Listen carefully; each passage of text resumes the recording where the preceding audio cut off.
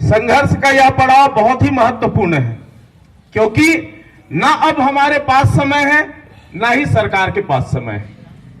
यह अंतिम वर्ष है किसी भी कर्मचारी के लिए और सरकार के लिए, दोनों के लिए महत्वपूर्ण होता है। जिस प्रकार से सत्ता आसीन राज्य की सरकार है, सम्माननीय भूपेश बघेल जी की सरकार है, और कर्मचारियों के प्रति जो उनकी रवैया है, उनसे समूचे छत्तीसगढ़ में हर प्रकार के कर्मचारी बिल्कुल निराश और उदासीन है।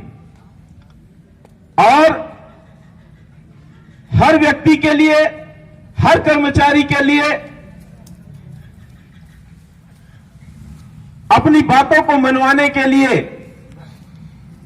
और अपने ऊपर होने वाली उदासीन व्यवहार के खिलाफ प्रदर्शन करने का वर्ष जो होता है वो चुनावी वर्ष होता है। और उसी वर्ष में आज हम पुनः एक बार अपनी मांग को लेकर, वेतन विसंगति की मांग को लेकर पुनः मैदान पर उतरे हैं। आपको बता देना चाहूंगा साथियों कि ये आंदोलन पिछले 18 दिन के आंदोलनों के परिप्रेक्ष्य में अगर देखा जाए तो थोड़ा डिफरेंट है, थोड़ा अंतर है। संगठन में कहीं ना कहीं कुछ ना कुछ परिवर्तन है, लेकिन फिर भी पूरे प्रदेश में 146 विकास खंडों में आंदोलन सतत रूप से आज आरंभ हो चुकी है। और इस आंदोलन और हमारी शक्ति जो फेडरेशन की शक्ति है, उनकी जीवटता है। उनके चलते मैं बता देना चाहूंगा कि रविवार को मंत्रालय खुला था। जो शनिवार और रविवार 2 दिन छुट्टी होती है, उसके बाद भी रविवार को मंत्रालय खुला था और देर रात 11 बजे तक मंत्रालय खुला था, केवल और केवल सहायक शिक्षकों के आंदोलन को समाप्त करवाने और उनसे बातचीत करने के लिए। तो मैं बहुत बहुत बधाई देना चाहूंगा आप सभी को। हम सभी का आगाज अच्छा है। आगाज से ही सरकार के जो प्रशासन है उसमें हलचल है और बहुत खुशी की बात है। आज भी 4 बजे के बाद अभी डीपीआई लेवल का जो वार्ता हुई है, उसके बाद अब सचिव स्तर की वार्ता के लिए आमंत्रित किया गया है। बातचीत के लिए संगठन भी पूरा अपना दृष्टिकोण खुला रखा है। बातचीत से ही बात बनती है। और कल जो घटनाक्रम हुई है, उस घटनाक्रम पर प्रकाश डालना चाहूंगा। कल 4 बजे से इंद्रावती भवन में उप संचालक सम्माननीय चावरे जी और संचालक सम्माननीय जैन साहब जी के साथ वित्त विभाग के उप संचालक महोदय जी, इन तीनों के द्वारा संगठन को आमंत्रित किया गया और हमसे पूछा गया कि आप लोगों की मांग क्या है। तो हम सभी ने एक स्वर से कहा कि सर, विगत 4 वर्षों से इसी मंत्रालय में हम अपनी मांग पत्र देते गए हैं और कई बार डेलीगेशन हो चुका है, कई बार हम अपना ड्राफ्ट सौंपे हैं, कई बार आप अपना मंतव्य बताए हैं। अब इसमें पुनः हमारी मांग पूछे जाने पर हमें आश्चर्य होता है। तो जैन साहब कहा कि उस समय डीपीआई में कोई और थे और इस समय डीपीआई में हूं, तो मुझे भी इस मुद्दे को समझना है। तो साफ साफ बातों में बोला गया कि सर, हमारा संविलियन 2018 में किया गया, लेकिन उसके पूर्व की पूरी सेवाओं को समाप्त कर दी गई और हमें नई नियुक्ति के रूप में 2018 से माना जा रहा है।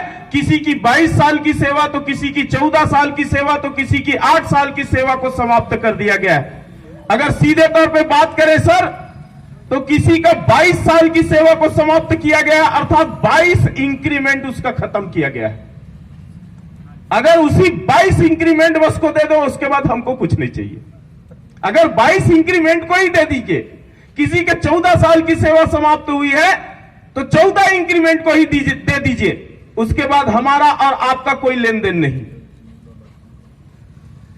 तो उनका कहना था कि भाई ये शासन स्तर की बातें हैं, और आप पंचायत विभाग में थे, अब शिक्षा विभाग में हैं। शिक्षा विभाग में आने के बाद आप में क्या विसंगति आई है कि शिक्षा विभाग के नियमों के अनुरूप आपको क्या नहीं मिला है? तो प्रतिनिधि मंडल के रूप में जितने साथी थे उनमें से बोला गया कि सर शिक्षा विभाग की बात होती तो हमें आंदोलन करने की आवश्यकता नहीं होती, वो तो नियमानुसार जो मिलता वो तो मिलता ही। लेकिन बातें हमारी पूर्व सेवा की है, बातें तत्कालीन समय में कांग्रेस के प्रदेश अध्यक्ष रहे सम्माननीय भूपेश बघेल जी के स्टेटमेंट का है। जब वे सरकार पे नहीं थे, हमारा आंदोलन हुआ करता था, तो ये कहते थे कि हमारी सरकार बनेगी तो सहायक शिक्षकों के साथ जो अन्याय हुआ है उसको हम दूर करेंगे। बातें उसकी है। आज वही तत्कालीन कांग्रेस के अध्यक्ष महोदय आज वर्तमान में मुख्यमंत्री हैं प्रदेश के, और 4 सालों से केवल एक ही बात कि मैं तुमन लग देहूं कही दे ना, मतलब दूं, लेकिन तुमन दम धरो, तुमन लइका मन की चिंता करो, मोर तुहर चिंता मोला हवे। बस यही बात। तो सर हमारी समस्याएं अमुक चीजें हैं। हम 2003 और 98 से नियुक्त उस समय के समस्त वेतनमानों को हमने उनके पटल पर रखा कि उस समय 500 रुपए सहायक शिक्षक को, 1200 रुपए उच्च शिक्षक को, 1500 1800 रुपए व्याख्याता को मिला करता था। तो तीनों के बीच वेतन का जो अंतर हुआ करता था वो समानुपातिक होता था, एक ही अनुपात पे होता था। जैसे जैसे आगे बढ़े वेतनमान बढ़ा, 2007 में आए तो सहायक शिक्षकों को 3800 रुपए मिलता था, उच्च शिक्षक को 4500 रुपए और व्याख्याता को 5300 रुपए। यहां भी देख लीजिए सर, एक समानुपातिक अंतर है। लेकिन 2013 में 52,200, 20,200 और 2,400 के ग्रेड पेपर हमें फिक्सेशन किया गया, और उच्च शिक्षक को 9300, 4200 ग्रेड पेपर फिक्सेशन किया गया, और व्याख्याता को 93, 43 पर फिक्स किया गया। अब यहां पर देखिए सर, वेतन का अंतर कितना आता है। एक सहायक शिक्षक को 25,300 पर फिक्स किया गया, उच्च शिक्षक को 35,000 से ऊपर का वेतन पे फिक्स किया गया, व्याख्याता को 38 से 39,000 पे फिक्स किया गया।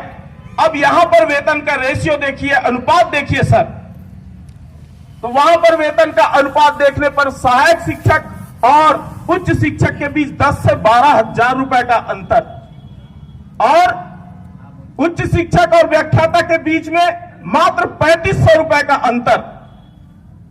हमने उनको इंगित किया, सर हमारी समस्या यही है, और इसी के निदान के लिए 4 वर्षों से हम लोग कभी सम्माननीय मुख्यमंत्री जी के कार्यालय पहुंचे हैं, कभी उनके निवास पहुंचे हैं, कभी किसी कैबिनेट मंत्री के पास पहुंचे हैं, और ज्ञापन और बातचीत के माध्यम से हम विनम्रता पूर्वक आग्रह किया है, और आंदोलन की स्थिति भी बनी है तो हम प्रदेश के मुखिया के बातों पर विश्वास करके आंदोलन को वापस किए थे, उनके आश्वासन पर हम वापस किए थे। लेकिन आज 1 साल पूरा बीत चुका है, उनका जो आश्वासन है, उनकी जो कमेटी है जो 90 दिनों के लिए बनी हुई है, उस कमेटी की रिपोर्ट न तो आप लोग प्रस्तुत कर रहे हैं, न ही हमें किसी अन्य स्रोत से प्राप्त हो रहा है। कमेटी की बात आई साथियों, तो सीधा सीधा जवाब मांगा गया। उन्होंने हम लोगों से कहा कि आप लोग 15 दिवस का समय दीजिए, 15 दिवस का समय दीजिए, 15 दिवस में हम पूरी तरह से आप लोगों के लिए ड्राफ्ट तैयार करके माननीय मुख्यमंत्री जी को देंगे, और विश्वास दिलाते हैं कि इसी बजट में वह शामिल होगा। तो हमने कहा सर आपका 15 दिन और सम्माननीय मुख्यमंत्री जी का 90 दिन, पता नहीं 90 दिन का तो 18 महीना हो चुका है, 90 दिन का 18 महीना हो चुका है, आपके 15 दिन का पता ही नहीं। और इस प्रकार के आश्वासन हमको विगत 4 सालों से मिलता रहा है, हम आश्वासन पे बात नहीं करेंगे। अगर आपकी मानसिकता, आपकी नीयत अच्छी है तो हमें सम्माननीय मुख्यमंत्री जी से मिलाइए। और आप सभी यहां मान रहे हो कि सहायक शिक्षक के साथ घोर अन्याय हुआ है। वास्तव में सहायक शिक्षक के वेतन और शिक्षक के वेतन के बीच में बहुत ही ज्यादा गैप है। आप स्वयं स्वीकार कर रहे हो, तो इसी बात को सम्माननीय मुख्यमंत्री जी के समक्ष आप भी रखें। और जो बात आप बोल रहे हैं 15 दिवस के भीतर इसका निराकरण कर दिया जाएगा, वही बात सम्माननीय मुख्यमंत्री जी मीडिया के माध्यम से बोल दें कि 15 दिवस के बाद सहायक शिक्षकों की वेतन की विसंगति दूर कर दी जाएगी। एक बार सम्माननीय मुख्यमंत्री जी इतना बोल दे, हम आंदोलन समाप्त कर देंगे और मुख्यमंत्री जहां चाहे 1 लाख के भीड़ में हम उनका सम्मान कर देंगे। यह बात हमारी प्रतिनिधिमंडल के द्वारा रखा गया। फिर भी हमारे बैठक होने के बाद वहां पर डीपीआई स्तर की बातें थी, तो वहां सचिव स्तर और डीपीआई स्तर पर वित्त विभाग के संचालक और उप संचालक सहित तमाम जो अधिकारी थे रात के 11 बजे तक ये बातें आपस में चर्चा किया। और हम लोगों से जब अंतिम में 11 बजे लगभग कॉल करके पूछा गया कि तुम लोगों का राय क्या है, आंदोलन खत्म करोगे कि जारी रखोगे, तो हम सभी ने एक स्वर से कहा जारी रहेगी ये हड़ताल, जय महाकाल जय महाकाल। और आंदोलन का शंखनाद हो गया है। साथियों, आंदोलन वास्तव में एक शिक्षक के लिए बहुत पीड़ा का विषय होता है। और हो क्यों ना, क्योंकि हम शासकीय शालाओं के शिक्षक हैं। शासकीय शाला के शिक्षक अर्थात हम ही पालक हैं, हम ही शिक्षक हैं, हम ही उनके पालक होते हैं और हम ही उनके शिक्षक होते हैं। पीड़ा बहुत होती है स्कूल को छोड़कर यहां आने की, लेकिन राज्य की सरकार बार बार उद्वेलित कर रहे हैं शिक्षकों को। और यह जो समय है साथियों, एक दूसरे को कोसने का समय नहीं है। मैं तो उन साथियों से भी निवेदन करना चाहूंगा, हम लोग जो प्रस्ताव रखे हैं वो उसमें प्रधान पाठक को भी लाभ होने वाला है। आपको बता देना चाहूंगा, जो प्रस्ताव लेकर हम गए हैं उसमें प्रधान पाठकों को भी लाभ होगा और प्रदेश के समस्त सहायक शिक्षकों को भी लाभ होगा। आपको बता देना चाहूंगा, हमारे तरफ से 3 ड्राफ्ट बना हुआ है। पहला ड्राफ्ट जो गौरव द्विवेदी साहब 2019 में संविलियन के बाद आदेश जारी किए थे कि शिक्षा कर्मियों के पे रिवाइज जो भी उनका निर्धारण हुआ है वो गलत है और उसके पे रिवाइज किया जाए, सममान वेतन के अनुसार उनके वेतन का निर्धारण किया जाए। तो हमने पहला मांग रखा है, सर हम प्रथम सेवा अवधि से गणना की मांग कर रहे हैं। ये उसमें शामिल है कि हमारा जो पे रिवाइज है वो समयमान वेतन के आधार पर 2013 से कर दिया जाए, उसके बाद पूरी झंझट खत्म। दूसरी बात कि 2018 संविलियन से समस्त सहायक शिक्षकों को 2800 ग्रेड पे का काल्पनिक गणना किया जाए। इसको ध्यान से समझिएगा साथियों, 2018 से 2800 ग्रेड पे की काल्पनिक गणना किया जाए।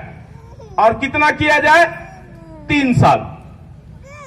और काल्पनिक गणना करने के बाद जो वेतन बनता है उस पर क्रमोन्नत वेतन दिया जाए और प्रदेश के समस्त सहायक शिक्षकों को प्रदान किया जाए। तो इस पर क्या होगा?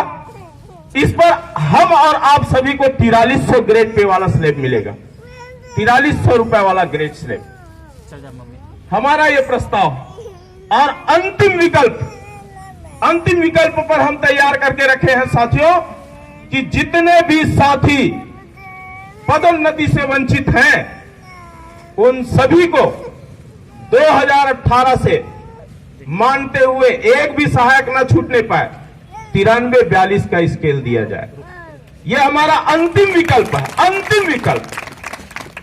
तो साथियों, उद्देश्य, नियत और हम लोगों का काम बिल्कुल साफ मन से है। मैं तो यहां बैठे तमाम प्रधान पाठक हैं, मैं ईमानदारी से कहना चाहूंगा, मेरे मन में थोड़ा भी लालसा नहीं है कि इस आंदोलन में मेरे को 1 रुपया मिल जाए।